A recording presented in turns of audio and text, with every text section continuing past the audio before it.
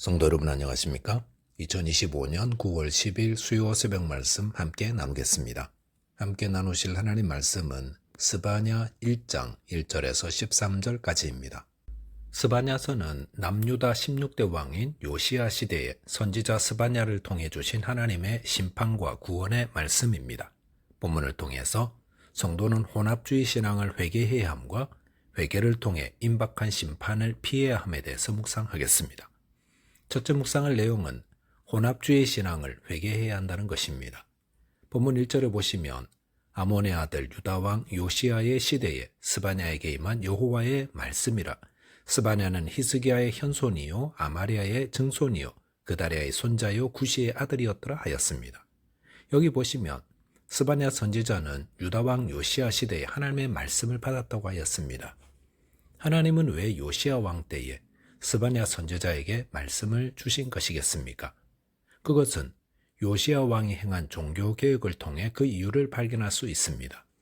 요시야는 유다 왕 16대 왕으로 그의 할아버지 므낫세와 아버지 아몬과는 달리 하나님을 경외하는 왕이었습니다. 그는 할아버지 므낫세와 또 아버지 아몬에 의해 저질러진 많은 우상 숭배를 척결하기 위해 종교개혁을 통해 나라를 새롭게 하였습니다. 하지만 백성들의 삶에 뿌리 내린 종교적, 도덕적 타락은 쉽게 사라지지 않았습니다. 그렇기 때문에 하나님은 스바냐 선지자를 통해 하나님의 심판과 구원을 선포하게 함으로 백성들의 회개를 촉구하셨던 것입니다. 본문 2절에 보시면 여호와께서 이르시되 내가 땅 위에서 모든 것을 진멸하리라 하였습니다. 이것은 하나님의 심판의 말씀입니다. 하나님께서 스바냐 선지자를 통해 그의 백성들에게 주신 첫 번째 말씀이 심판의 말씀이라는 것은 하나님의 심판이 임박했음을 말하고 또한 속히 회개하여 구원을 받으라 하시는 것입니다. 하나님은 왜 성경을 통해 심판의 말씀을 들려주시는 것입니까?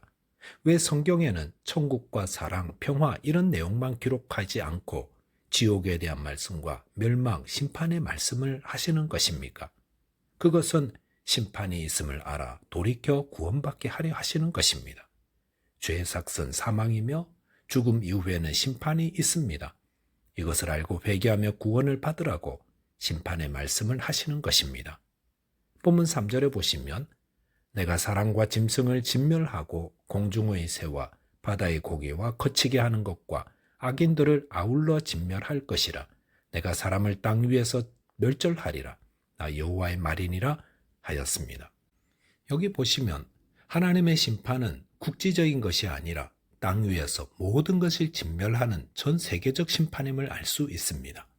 본문 4절에 보시면 내가 유다와 예루살렘의 모든 주민들 위에 손을 펴서 남아있는 바알을 그곳에서 멸절하며 그마림이란 이름과 및 그 제사장들을 아울러 멸절하며 라고 하였습니다. 여기 나오는 바알은 풍요의 신이며 그마림이란 우상 숭배하는 자라는 뜻입니다. 유다 백성들은 하나님을 섬긴다면서도 세상이 주는 풍요를 위해 바알을 섬기고 우상을 섬기는 혼합주의 신앙을 가지고 있었습니다. 그 제사장들을 아울러 멸절한다는 것은 제사장들도 이런 우상 숭배에 동조했다는 것입니다. 그렇기 때문에 하나님은 이들을 멸절하신다 했습니다. 본문 5절에 보시면 또 지붕에서 하늘의 뭇별에게 경배하는 자들과 경배하며 여호와께 맹세하면서 말감을 가리켜 맹세하는 자들과 라고 했습니다. 여기 보면 하나님이 창조하신 하늘의 뭇별을 경배한다고 했습니다. 또한 여호와께 경배하며 이방신에게 맹세한다 했습니다. 피조물에게 경배하고 하나님을 섬기면서도 또 다른 신을 섬기는 것, 이것은 하나님이 가장 가증히 여기는 일입니다. 6절에 보시면 여호와를 배반하고 따르지 아니한 자들과 여호와를 찾지도 아니하며 구하지도 아니한 자들을 멸절하리라 하였습니다. 이것은 여호와를 따르지 않고 찾지 않는 자들, 즉 무신론자들 역시 심판을 받아 멸망케 될 것임을 말합니다. 오늘날도 여호와는 나의 목자시니 라고 하면서도 돈과 세상을 우상으로 삼고 하나님보다 더 소중히 여기는 혼합주의 신앙이 얼마나 많습니까? 저희 안에 혹 이런 혼합주의 신앙이 있다면 속히 회개해야 할 것입니다. 둘째로 묵상할 내용은 회개를 통해 임박한 심판을 피해야 한다는 것입니다. 본문 7절에 보시면 주 여호와 앞에서 잠잠할지어다. 이는 여호와의 날이 가까웠으므로 여호와께서 희생을 준비하고 그가 청할 자들을 구별하셨음이니라 하였습니다. 이것은 하나님의 심판의 날이 임박했음을 뜻합니다. 그리고 8절 이하에서는 하나님이 벌하실 유다의 불의와 죄악이 어떤 것인지를 알려주고 있습니다. 그래서 회개를 통해 임박한 심판을 피하라 하시는 것입니다. 본문 8절 보시면 여호와의 희생의 날에 내가 방백들과 왕자들과 이방인의 옷을 입은 자들을 벌할 것이며 라고 하였습니다. 여기서 방백들과 왕자들과 이방인의 옷을 입은 자들이란 모두 부유한 자들입니다. 이들은 하나님의 백성이라는 선민으로서의 자부심을 버리고 이방의 사악한 풍습을 좇는 상류층들이며 하나님이 이들을 벌하신다는 말입니다. 본문 9절에 보시면 그날에 문턱을 뛰어넘어서 포악과 거짓을 자기 주인의 집에 채운 자들을 내가 벌하리라 하였습니다. 이것은 권력의 앞잡이들이 주인의 탐욕을 채우기 위해 서민들을 수탈하는 불의를 하나님이 벌하신다는 말씀입니다. 본문 10절 보시면 나 여호와가 말하노라 그날에 어문에서는 부르짖는 소리가 제2구역에서는 울음소리가 작은 산들에서는 무너지는 소리가 일어나리라 하였습니다. 여기서 어문과 제2구역과 작은 산들은 모두 예루살렘 북쪽에 위치하고 있는 것들입니다. 왜 북쪽에 위치하는 곳에서 부르짖고 울부짖고 무너지는 소리가 난다 하십니까? 그것은 후에 바벨론이 예루살렘 성의 북쪽부터 함락시킬 것이기 때문이며 하나님의 심판이 임박했음을 말하고 있습니다. 본문 11절 보면 막대수 주민들아 너희는 슬피 울라 가나안 백성이 다 패망하고 은을 거래하는 자들이 끊어졌음이라 하였습니다.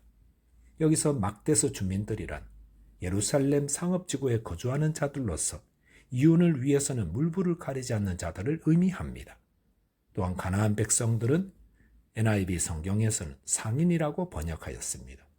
은을 거래하는 자들은 상업과 무역으로 부를 축적한 자들입니다. 이들은 모두 예루살렘 성이 멸망할 때에 그들이 모았던 부를 다 빼앗기고 진멸되고 말 것임을 말하고 있습니다. 본문 12절에 보시면 그때 내가 예루살렘에서 찌꺼기같이 가라앉아서 마음속에 스스로 이르기를 여호와께서는 복도 내리지 아니하시며 화도 내리지 아니하시리라 하는 자를 등불로 모두 찾아 벌하리니 라고 하였습니다. 여기서 찌꺼기란 포도주 찌꺼기를 의미합니다. 이것은 불의한 재물 위에 앉아 무사안일하며 향락을 누리는 자의 모습을 의미합니다. 잠언 30장 9절에 보시면 사람은 배가 부르고 세속적 향락이 깊어지면 하나님을 찾지 않고 하나님이 어디 있느냐라고 한다 했습니다. 이런 자들을 하나님은 등불로 모두 찾아 벌하신다 했습니다. 본문 13절에 보시면 그들의 재물이 누락되며 그들의 집이 황폐할 것이라 그들이 집을 건축하나 거기에 살지 못하며 포도원을 가꾸나 그 포도주를 마시지 못하리라 하였습니다. 유다 백성들은 하나님을 섬기는 것보다 그들의 재물을 더 소중하게 생각하며 무사안일하고 향락에 젖어 있었습니다. 하지만 하나님의 심판이 임하자 바벨론 군대가 그들이 소중히 여기던 재물과 집과 포도원을 다 빼앗아가고 그들은 포로로 이방에 흩어지는 처참한 신세가 되고 말았습니다. 하나님은 스바냐 선지자를 통해 유다에서 저질러지는 온갖 종교적, 도덕적 불의에 대해 알려주고 계십니다. 그리고 그런 불의와 불신앙은 모두 하나님의 심판의 날에 벌을 받게 될 것임을 알려주고 속히 회개하라 촉구하고 계십니다. 저와 여러분께서 날마다 자신의 삶을 돌아보아 회개함으로 임박한 심판을 피하고 하나님과 교제하며 하나님의 말씀대로 순종하는 자 되시기 바라겠습니다. 기도하겠습니다. 하나님 아버지, 저희 안에 있는 불의와 불신앙적인 모습을 일깨워 주시사 회개하는 자 되게 해 주옵소서. 배고파서 죄 짓는 자 되지 말게 하시고 또 배불러서 주님을 모른다 하지 않도록 지키시고 보호하여 주옵소서. 예수 그리스도의 이름으로 기도하옵나이다. 아멘. 오늘도 믿음 안에서 승리하는 하루 되시기 바라겠습니다. 감사합니다.